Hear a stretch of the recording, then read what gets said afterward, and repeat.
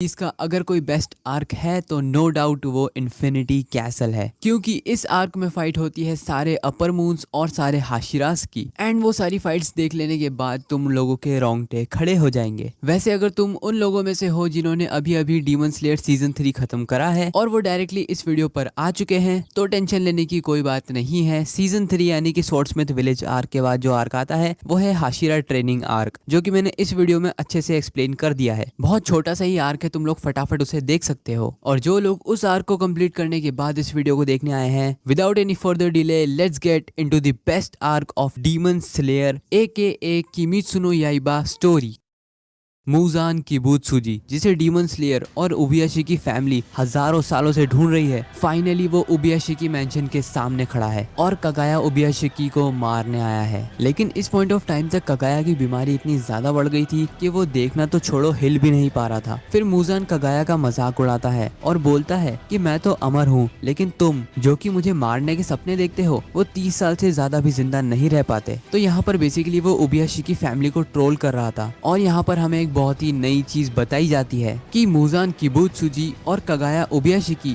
दोनों ही एक ही फैमिली से बिलोंग करते हैं। और क्योंकि मुजान और उबियाशिकी का सेम ब्लड है, इसलिए उबियाशिकी के मेंबर्स को सारे लोग बहुत ज्यादा श्राप देते हैं। और यही वो कारण है कि उबियाशिकी के सारे मेंबर्स अपनी पूरी लाइफ को डेडिकेट कर देते हैं सिर्फ और सिर्फ मुजान किबुत्सुजी को मारने के लिए, क्योंकि एक तरीके से ये उन्हीं की रिस्पॉन्सिबिलिटी है। उबियाशिकी फैमिली जो कि एक कर्स्ड फैमिली है, उसमें जो भी बच्चा जन्म लेता है वो कभी भी 30 साल से ज्यादा नहीं जी पाता, जैसा कि कगाया के साथ हो रहा है। उन सभी को एक बीमारी होती है जिसकी वजह से वो सारे लोग मारे जाते हैं। और इसी श्राप को थोड़ा कम करने के लिए वो लोग प्रीस्ट की बेटी यानी कि पंडितों की बेटी से शादी करते हैं, और ऐसा करने से कुछ हद तक फायदा भी होता है। लेकिन यहाँ पर मुजान को कोई ना कोई बात तो खटक रही थी, क्योंकि उसे पता था कि कगाया को पता है कि मुजान तो जरूर आएगा। तो फिर उसने अपने साथ किसी हाशिरा को या फिर डीमन स्लेयर प्रोटेक्शन को क्यों नहीं रखा? क्यों वो अकेला बस अपने घर में लेटा हुआ है और मुजान घर के अंदर सिर्फ 4 लोगों को ही फील कर पा रहा था? कगाया, उसकी वाइफ और उसकी 2 बेटियां, इनके अलावा दूर दूर तक कोई भी नहीं था। फिर कगाया के पूछने पर मुजान बताता है कि वो चाहता है कि वो नेजुको को खा ले, जिसके बाद वो आराम से सन के नीचे भी खड़ा हो सकेगा और उसे मारने का दूसरा कोई तरीका बचेगा ही नहीं। लेकिन फिर कगाया यहाँ पर बहुत ही बैडस तरीके से बोलता है कि मुजान किबुत्सुजी, तुम्हारा सपना सच नहीं होने वाला। यहाँ पर मुजान को बहुत गुस्सा आता है और वो मन ही मन में सोचता है कि डीमन स्लेयर्स ने हमेशा मेरी नाक में दम करके रखा है और हजारों सालों से ये डीमन स्लेयर्स मुझे बस परेशान करने का ही काम करते हैं। फिर कगाया बोलता है कि तुमने जितने भी आज तक पाप करे हैं, तुम्हें लगता है तुम उससे बच जाओगे, लेकिन सच तो ये है कि तुम हमेशा से शेर की पूंछ पर पैर रख रहे थे और आज का वो दिन है जब वो शेर पलट कर तुम्हें खा जाएगा। और ये सुनकर मुजान को बहुत ज्यादा ही गुस्सा आ जाता है। फिर मुजान कगाया के सामने आकर खड़ा हो जाता है और उससे बहुत सीरियस होकर बोलता है कि चुप करो, मैं तुम्हारा काम तमाम कर दूंगा। और मुजान अपने हाथ को आगे बढ़ाता है कगाया का सर पकड़ने के लिए। तभी हम लोग एक सीन शिफ्ट देखते हैं जहाँ पर सारे क्रोस सारे हाशिरास को एक इमरजेंसी समन पे बुलाते हैं, क्योंकि ऑफ कोर्स यार उबियाशी की मेंशन पर खुद मुजान आ चुका है। इसीलिए सारे हाशिरास दौड़ते हुए मेंशन की तरफ बढ़ते हैं। फिर हम एक हाशिरा मीटिंग का सीन देखते हैं जहाँ पर सानेमी बोलता है कि मास्टर कगाया के पास कोई सिक्योरिटी क्यों नहीं है, और सारे हाशिरास गियो में से यही पूछते हैं कि कुछ हो सकता है क्या जिससे मास्टर कगाया को थोड़ी प्रोटेक्शन मिल सके। जिस पर गियो में बोलता है कि वो सेम चीज पिछले 8 सालों से पूछ रहा है, लेकिन उबियाशी की फैमिली के लोग हमेशा सिक्योरिटी रखने से मना कर देते हैं, क्योंकि उनके हिसाब से उनकी लाइफ की कोई कीमत है ही नहीं, क्योंकि उनके हिसाब से वो किसी काम के ही नहीं है। फिर हम देखते हैं कि सानेमी सबसे पहले उबियाशी की मेंशन पहुंचता है और जैसे ही वो मेंशन की तरफ देखता है उसकी आंखें फटी की फटी रह जाती है, क्योंकि मेंशन में बहुत ही बड़ा ब्लास्ट हो जाता है। और तभी वहां पर बाकी के हाशिरास भी आ जाते हैं और सभी ये देखकर बहुत ज्यादा हैरान थे। तांजीरो जो कि गियो के साथ मेंशन पहुंच जाता है, वो कहता है कि मैं जलते हुए ब्लड और फ्लैश की खुशबू सूंघ सकता हूँ, जिसका मतलब उस धमाके में पूरी कगाया फैमिली की मौत हो चुकी है। फिर हम देखते हैं मुजान को, जो कि डायरेक्टली एक्सप्लोजन के कांटेक्ट में आ गया था। उसे रीजनरेट करने में बहुत दिक्कत हो रही थी, इसलिए वो कगाया और उसके आखिरी मोमेंट्स को गालियां बकता है और समझ जाता है कि कगाया ने मरने से पहले स्माइल क्यों दी थी। हालांकि इस एक्सप्लोजन में कगाया, उसकी वाइफ अमाने और उसकी दोनों बेटियां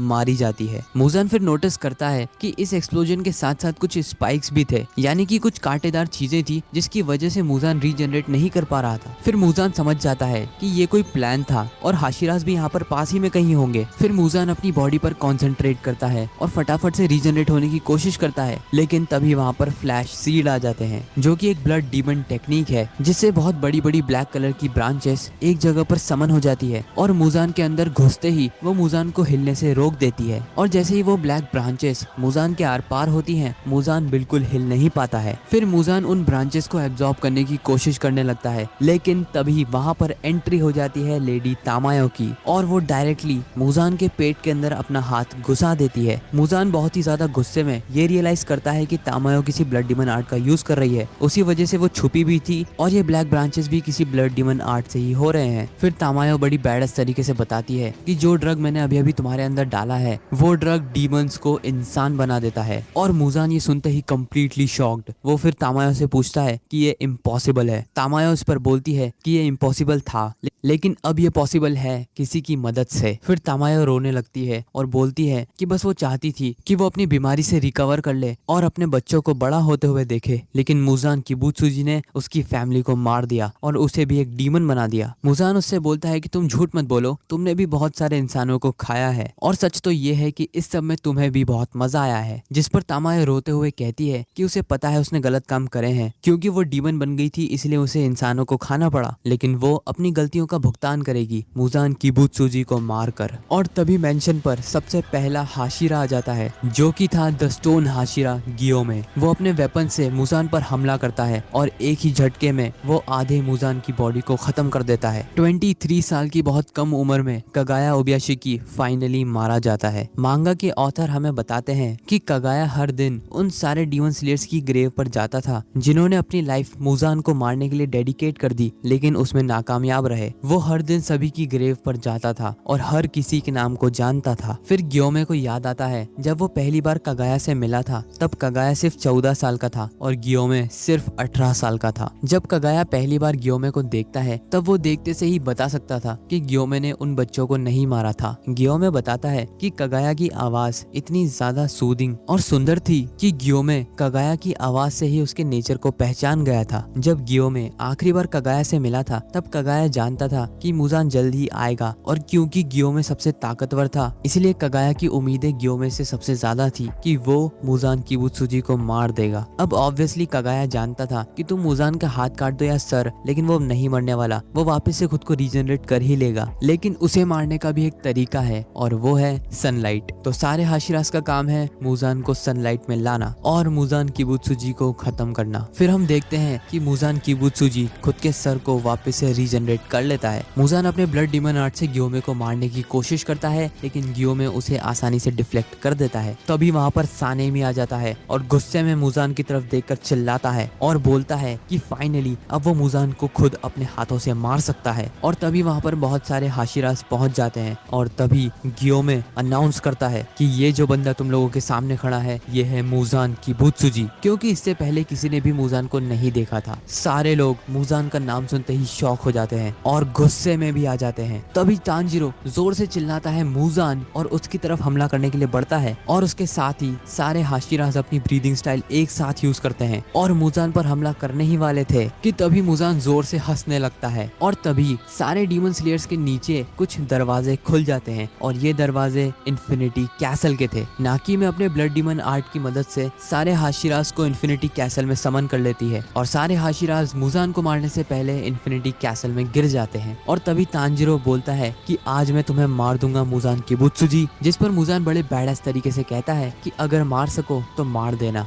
इसके बाद तांजीरो नीचे इन्फिनिटी कैसल में गिर जाता है और उसके नीचे पहुंचते ही कई सारे डीमंस उसके ऊपर हमला कर देते हैं, लेकिन तांजीरो अपनी वाटर ब्रीदिंग की मदद से सारे डीमंस को एक ही झटके में खत्म कर देता है और वाटर हाशिरा गियू भी तांजीरो की मदद करता है। दूसरी तरफ हम लोग देखते हैं ओबोनोई अपनी सर्पेंट ब्रीदिंग की मदद से मित्सुरी के सामने आने वाले सारे डीमंस को मार देता है और मित्सुरी से पूछता है कि कहीं उसे कोई चोट तो नहीं लगी, जिस पर मित्सुरी ब्लश करते हुए मना करती है। इसके बाद हम लोग देखते हैं गियोमे और मुइचिरो को, जो कि इन्फिनिटी कैसल में भाग रहे थे। फिर मुइचिरो ग्योमे से बोलता है कि यहाँ पर जितने भी डीमंस को हम मार रहे हैं सभी लगभग लोअर मून्स की लेवल पे हैं, जिस पर ग्योमे कहता है मुझे भी ऐसा ही लगता है। जिसके बाद मुइचिरो इमोशनल होके बोलता है कि उसे आज भी याद है जब वो लगभग मर ही गया था, तब और कोई नहीं मेरी मदद के लिए मास्टर कगाया आए थे और मेरे बहुत ही खराब समय में उन्होंने मुझे बहुत ही अच्छी ट्रीटमेंट दी। और ये सब सिर्फ मेरे साथ ही नहीं, मास्टर कगाया सारे डीमन स्लेयर्स को एक जैसा ही मानते थे। और तभी मुइचिरो की आंखों में आंसू और गुस्सा भर जाते हैं, ये कहते हुए कि मुजान किबुत्सुजी ने मेरे मास्टर को नहीं मेरे सेकंड फादर को मारा है और अब फर्क नहीं पड़ता कि मुजान कितना पावरफुल है, मैं उसे नर्क पहुंचा कर ही दम लूंगा। और इस बात पर गुस्से में ग्योमे बोलता है मैं भी। जिसके बाद हम लोग देखते हैं सानेमी को, जो कि इन्फिनिटी कैसल में कहीं बैठकर रो रहा था। सानेमी सोचता है कि वो मास्टर कगाया को नहीं बचा पाया और इस चीज से सानेमी बहुत ज्यादा ही गुस्से में था। तभी वहाँ पर कुछ लोअर मून लेवल के डीमंस आ जाते हैं, लेकिन सानेमी एक ही झटके में सभी को खत्म कर देता है। जिसके बाद हम लोग देखते हैं इनोस्के को, जो कि इन्फिनिटी कैसल के अंदर आ चुका है और वो बहुत ही ज्यादा एक्साइटेड है एज एवर, क्योंकि वो अपने नए मूव्स अलग अलग डीमंस पर ट्राई करना चाहता था। जिसके बाद हम लोग देखते हैं जेनित्सु को, जो कि इन्फिनिटी कैसल में दौड़ रहा था और किसी आवाज का पीछा कर रहा था, ये कहते हुए कि ये जो बंदा है इसे माफ नहीं किया जा सकता। इसके बाद हम लोग देखते हैं इंसेक्ट हाशिरा शिनोबू को, जिसे पास ही के रूम में से खून की बदबू आती है। जैसे ही शिनोबू उस गेट को खोलती है, वो देखती है कई सारी लड़कियों की लाशें एक ही जगह पर बिछी हुई थी और उन सभी के ऊपर बैठा था एक डीमन, जो कि और कोई नहीं अपर रैंक 2 डोमा था। और तभी शिनोबू को याद आता है कि उसकी बहन ने उसे बताया था कि जिस डीमन ने उसे मारा है वो डीमन अपने सर पर ताज रखता है, लाल कलर के कपड़े पहनता है, उसकी आंखें रेनबो कलर की हैं और उसके हाथ में गोल्डन कलर के फैंस भी हैं, जिससे वो समझ जाती है कि डोमा ने ही उसकी बड़ी बहन को मारा था। और जैसे ही शिनोबू ये समझ जाती है, उसका गुस्सा नेक्स्ट लेवल पर पहुंच जाता है। वहीं दूसरी तरफ हम लोग देखते हैं जेनित्सु को, जो कि किसी रूम के अंदर एंटर करता है और बोलता है कि मैं जानता हूँ तुम अंदर हो, अब बिना टाइम वेस्ट किए फटाफट बाहर निकलो। तभी सामने वाले गेट में से एक डीमन बाहर निकलता है, ये कहते हुए कि अपने सीनियर से कोई भला ऐसे बातें करता है, तुम अभी भी पहले की तरह ही हो डरपोक जेनित्सु। इस बात पर जेनित्सु गुस्से में बोलता है कि अब काइगाकू उसका सीनियर नहीं है, अब वो एक डीमन है, यानी कि उसका दुश्मन। दूसरी तरफ हम लोग देखते हैं कि तांजीरो और गियू इन्फिनिटी कैसल में भाग रहे थे और इन्फिनिटी कैसल बार बार दोनों डीमन स्लेयर्स को अलग करने की कोशिश कर रहा था। तभी वहाँ पर डीमन स्लेयर्स का एक कौवा आ जाता है और सारे डीमन स्लेयर्स को ये बताता है कि कोचो शिनोबू अपर रैंक 2 डोमा से लड़ती हुई मारी गई है। शिनोबू की मौत की खबर जैसे ही डीमन स्लेयर्स को मिलती है, वो सभी शॉक रह जाते हैं। तांजीरो खुद को रोने से रोकता है और बहुत ही ज्यादा गुस्से में आ जाता है, लेकिन साथ ही में वो नोटिस करता है कि इन कौवों के ऊपर कुछ पेपर टेलिस्मेंस लगे हुए हैं और ये एक ब्लड डीमन आर्ट है, जिसकी वजह से ये कौवे डीमंस को दिखाई नहीं देते। फिर हम लोग देखते हैं डीमन स्लेयर हेडक्वार्टर्स में किरिया ओबियाशिकी को, जो कि कगाया ओबियाशिकी का बेटा है और उसकी उम्र सिर्फ 8 साल है। और कगाया ओबियाशिकी की मौत के बाद किरिया बन चुका है डीमन स्लेयर कॉर्प्स का लीडर और उसके साथ उसकी 2 बड़ी बहनें भी उसकी मदद कर रही है। और भले ही किरिया की फैमिली कुछ देर पहले ही खत्म हो गई है, लेकिन फिर भी वो बिना इमोशनल हुए उसके काम पर फोकस कर रहा है। तो बेसिकली ये लोग कौवों की और डीमन आर्ट की मदद से पूरे इन्फिनिटी कैसल का एक रफ स्केच बना रहे हैं, जिससे ये पता चल जाएगा कि किस डायरेक्शन में या किस जगह पर हाशिरास और डीमंस हैं। और उन कौवों की मदद से वो लगातार हाशिरास के कांटेक्ट में भी हैं और जैसे ही कोई भी नोटिफिकेशन देनी होती है, ये लोग कौवों के द्वारा दे देते हैं, जैसे कि अभी अभी शिनोबू की मौत।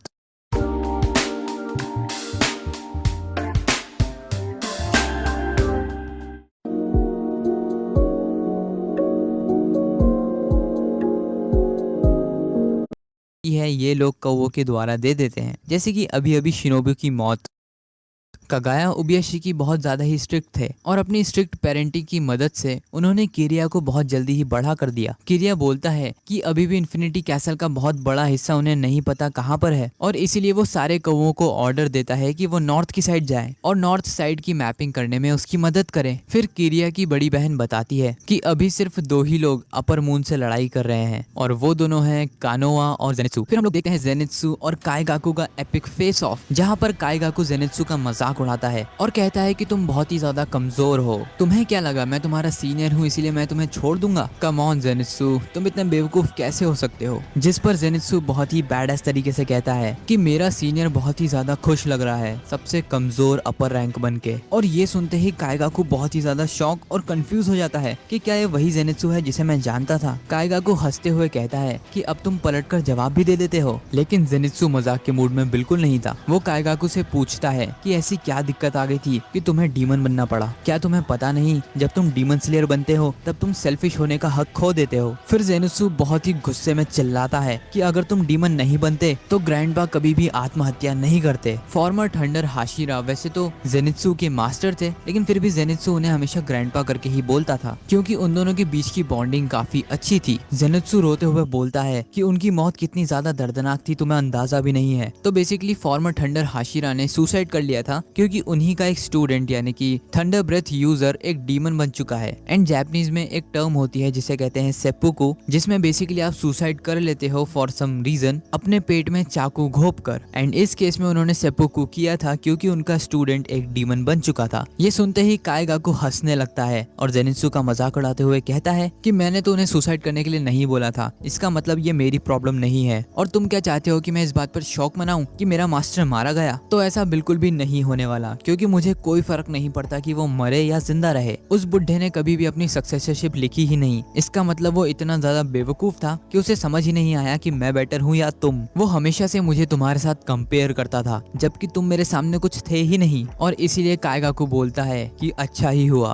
वो बुढ़ा मारा गया और नॉर्मल डेथ तो वो डिजर्व करता भी नहीं था, उसे तड़प कर ही मरना चाहिए था। ये सुनते ही जेनित्सु बहुत ज्यादा गुस्से में आ जाता है और कहता है कि तुम एक नंबर के डरपोक हो जिसने अपनी स्किन या अपनी जान बचाने के लिए डीमन बनना तक स्वीकार कर लिया। तुम जैसे स्टूडेंट पे तो हर मास्टर को शर्म आनी चाहिए। जेनित्सु फिर बोलता है कि भले ही मुझे थंडर ब्रीदिंग का फर्स्ट फॉर्म के अलावा कोई फॉर्म नहीं आता, लेकिन तुम्हें तो सबसे बेसिक फॉर्म भी नहीं आता। एंड यहाँ पर जेनित्सु ऐसा इसीलिए बोलता है क्योंकि वो थंडर ब्रीदिंग के फर्स्ट फॉर्म के अलावा कोई फॉर्म नहीं यूज कर सकता और वहीं काइगाकू फर्स्ट फॉर्म को छोड़कर बाकी सारे फॉर्म यूज कर सकता है। और ये सुनते ही काइगाकू पूरी तरीके से गुस्से में आ जाता है और कहता है कि कभी भी मुझे तुम्हारे साथ मत जोड़ना क्योंकि मैं तुमसे बहुत ज्यादा ताकतवर हूँ। तभी काइगाकू थंडर ब्रीदिंग के फोर्थ फॉर्म डिस्टेंट थंडर को यूज करता है और क्योंकि अब काइगाकू डीमन बन चुका है इसलिए वो अपने ब्रीदिंग फॉर्म्स के साथ ब्लड डीमन आर्ट को भी यूज कर सकता है और दोनों को कंबाइन करके अपनी पावर्स और स्पीड को बहुत ज्यादा इंक्रीज कर सकता है। जैसे ही Kaigaku fourth form distant thunder use करता है इंस्टेंटली पूरे रूम में ब्लैक कलर की लाइटनिंग फैल जाती है, लेकिन इतने पावरफुल अटैक के बाद भी जेनित्सु उसे आराम से डॉज कर लेता है। और यही नहीं, वो काइगाकू के गले को भी आधा काट देता है। ये देखकर काइगाकू की फट जाती है और वो मन ही मन सोचता है कि क्या इसने अभी अभी मुझ पर अटैक किया? ये तो वो जेनित्सु है ही नहीं जिसे मैं जानता था, ये तो कोई कम्प्लीटली डिफरेंट इंसान है। फिर काइगाकू को याद आता है कि वो डीमन कैसे बना था। तो एक दिन जब काइगाकू उसकी डीमन स्लेयर ड्यूटीज पर था तब एक दिन उसका सामना हो जाता है अपर मून वन द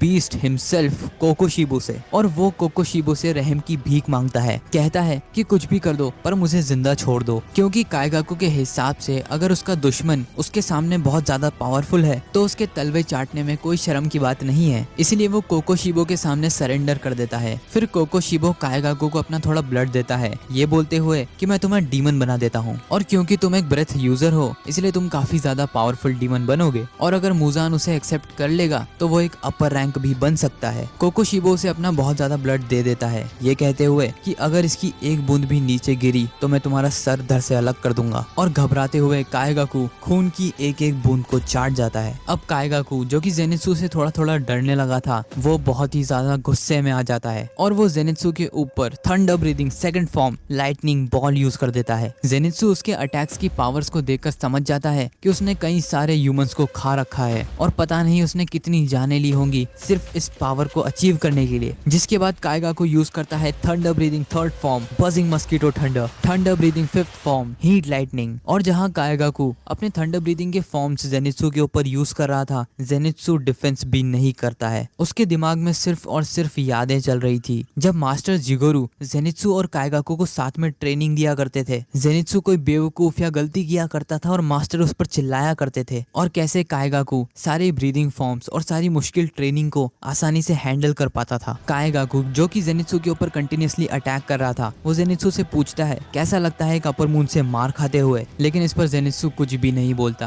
क्योंकि वो पुरानी यादों में खोया हुआ था। तभी काइगाकू उसका सबसे पावरफुल अटैक यूज करता है, thunder breathing 6th form, electric lightning shower. और इस फॉर्म के साथ वो अपने ब्लड डीमन आर्ट को भी कंबाइन कर देता है, जिससे जैसे ही ये अटैक जेनित्सु को हिट करता है, डार्क लाइटनिंग जेनित्सु की बॉडी को चीरते हुए बाहर निकल जाती है और इस अटैक से जेनित्सु की बॉडी पर कट्स ही कट्स आ जाते हैं और जेनित्सु काइगाकू के रूम से नीचे गिरने लगता है और ऊपर से काइगाकू चिल्लाता है कि कोई ज्यादती दुश्मनी नहीं थी जेनित्सु, बस मैं तुम्हें पसंद नहीं करता था। लेकिन जेनित्सु के दिमाग में अभी भी फ्लैशबैक ही चल रहा था जब मास्टर जिगोरू जेनित्सु को डांटते हुए बोलते हैं कि कुछ सीखो काइगाकू से। फिर जेनित्सु मन ही मन सोचने लगता है कि मुझे हमेशा से पता था कि मैं कभी भी एक हाशिरा नहीं बन पाऊंगा, लेकिन मुझे पूरा यकीन था कि एक ना एक दिन काइगाकू तो हाशिरा बन ही जाएगा। वो जानता था कि काइगाकू उसे बिल्कुल पसंद नहीं करता है, लेकिन फिर भी अंदर ही अंदर जेनित्सु हमेशा उसकी रिस्पेक्ट करता था और काइगाकू की विल पावर से इम्प्रेस होकर हमेशा काइगाकू जैसा बनना चाहता था। फिर जेनित्सु उसके मास्टर जिगोरू से माफी मांगता है और कहता है आई एम सॉरी, यहाँ से काइगाकू और मेरे रास्ते अलग हो चुके हैं। और तभी जेनित्सु जो कि नीचे गिर रहा था वो खुद को संभाल लेता है और एक दीवार पर पैर रखकर ऊपर की तरफ जंप मार देता है। काइगाकू ये देखकर पूरी तरीके से कंफ्यूज हो जाता है, लेकिन इससे पहले वो कुछ सोच पाता, जेनित्सु अपना thunder breathing 7th form flaming thunder god use कर देता है और पलक झपकते ही वो काइगाकू की गर्दन उसके शरीर से अलग कर देता है। ये देखकर काइगाकू पूरी तरीके से शॉक हो जाता है और सोचने लगता है कि उसके मास्टर उसके टैलेंट से हमेशा जलते थे, इसलिए उन्होंने जेनित्सु को ये वाला मूव सिखाया और मुझे कभी नहीं सिखाया। जिस पर जेनित्सु कहता है कि थंडर ब्रीदिंग का 7th फॉर्म उसने खुद इन्वेंट किया है, लेकिन जेनित्सु हमेशा चाहता था कि वो इस फॉर्म को काइगाकू के साथ यूज करे, उसके खिलाफ नहीं। जब जेनित्सु काइगाकू को मार देता है तो वो दोनों ही इन्फिनिटी कैसल में नीचे गिरने लगते हैं। जहाँ एक तरफ जेनित्सु बेहोश हो रहा था, वहीं दूसरी तरफ काइगाकू को यकीन ही नहीं था कि जेनित्सु जैसा कमजोर भी उसे मार सकता है, एक अपर मून को मार सकता है। लेकिन तभी वो खुश हो जाता है क्योंकि जेनित्सु भी उसके साथ नीचे ही गिर रहा था, इसका मतलब वो दोनों साथ में मरेंगे। लेकिन तभी वहां पर यूशिरो आ जाता है और काइगाकू से बोलता है कि बिना दोस्तों के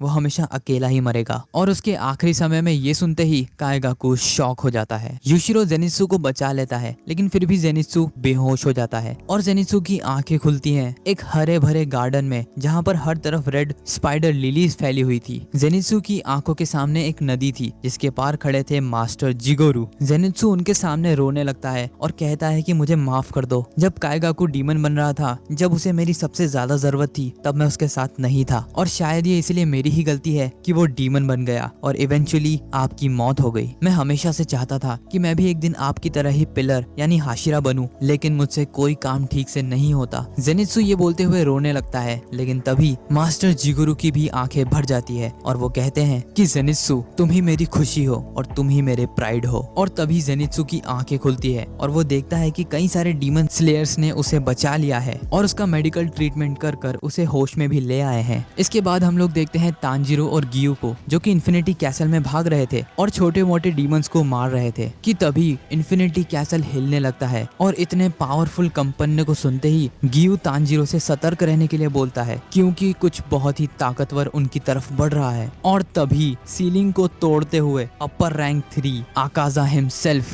तांजीरो और गियू के सामने आ जाता है। आकाजा तांजीरो को देखते हुए कहता है लॉन्ग टाइम नो सी वीकलिंग, मुझे तो कभी लगा भी नहीं था कि तुम जैसा कमजोर इंसान इतनी देर तक जिंदा रह सकता है। और तांजीरो भी आकाजा को देखकर गुस्से में था, जिसके बाद पूरे इन्फिनिटी कैसल आर्क की one of the best fight शुरू हो जाती है एंड इसी पैनल के साथ ये वीडियो भी खत्म हो जाती है। आई नो कि तुम लोग सोच रहे थे मैं पूरे इन्फिनिटी कैसल आर्क को एक साथ ही एक्सप्लेन कर दूंगा, बट पूरा इन्फिनिटी कैसल आर्क इतना ज्यादा बड़ा है कि उसे एक वीडियो में पूरी तरीके से कवर करना लगभग इम्पॉसिबल है। मतलब वीडियो की लेंथ 3 से 4 घंटे की हो जाएगी एंड ऑब्वियसली तुम लोग इतनी बड़ी वीडियो को नहीं देखोगे, इसलिए मैंने इन्फिनिटी कैसल आर्क को इसके बाद 3 पार्ट्स में डिवाइड कर दिया है। यानी कि आकाजा फाइट, डोमा फाइट और कोकोशिबो की फाइट को मैं सेपरेटली एक्सप्लेन करूंगा। वैसे पिछली वीडियो का लाइक एम जो कि 500 लाइक्स था तुमने बहुत ही जल्दी कंप्लीट करवा दिए थे, इसलिए मैं चाहता हूं कि तुम इस वीडियो पर 600 लाइक्स करवा दो ताकि मैं इसका नेक्स्ट पार्ट यानी कि आकाजा फाइट अपलोड कर सकूं एंड मैं गारंटी के साथ कह सकता हूं वो वीडियो तुम लोगों को बहुत पसंद आएगी। सो बस